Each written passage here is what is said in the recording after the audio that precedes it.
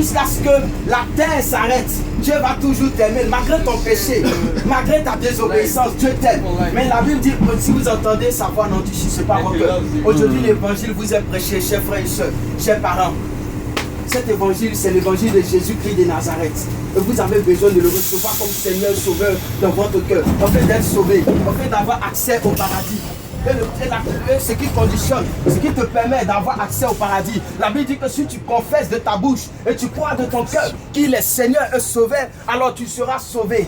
Alors tu seras sauvé. Le riche n'a pas eu le temps de pouvoir confesser cela et il est mort. Il allait directement en enfer. Mais toi, aujourd'hui, tu as l'opportunité, tu entends cet évangile. Tu as l'occasion encore de pouvoir prendre la décision aujourd'hui. Parce que tu ne sais pas ce qui va t'arriver demain, mon frère, ma soeur.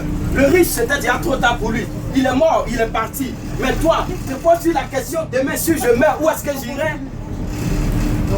Le paradis t'est garanti. En quoi est-ce que tu sais que le paradis t'est garanti? Parce que tu vas à l'église le dimanche?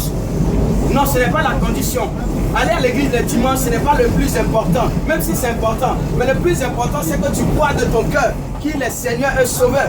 Et que tu confesses de ta bouche. Amen. Afin d'être sauvé. Amen. Lorsque tu vas rentrer chez toi ce soir, prends la peine de te remettre en question. Pose-toi la question.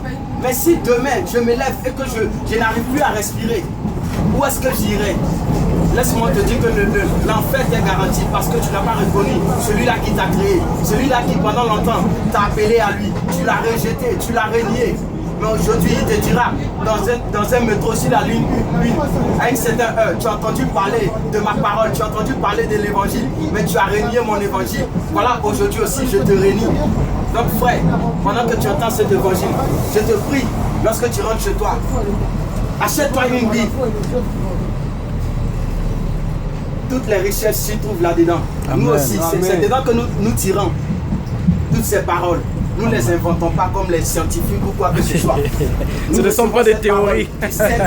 Amen. Je prie que Dieu vous bénisse abondamment. Amen. Soyez vraiment fortifiés. Que Dieu vous bénisse dans tout ce que vous allez entreprendre.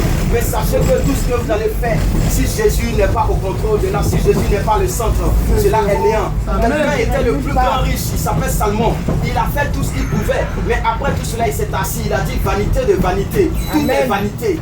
Donc laisse-moi te dire, tu vas travailler, tu vas tout faire. Mais à la fin, laisse-moi te dire, devant le roi des rois, cela sera vanité. Amen. Que Dieu te bénisse, mon frère. Yes.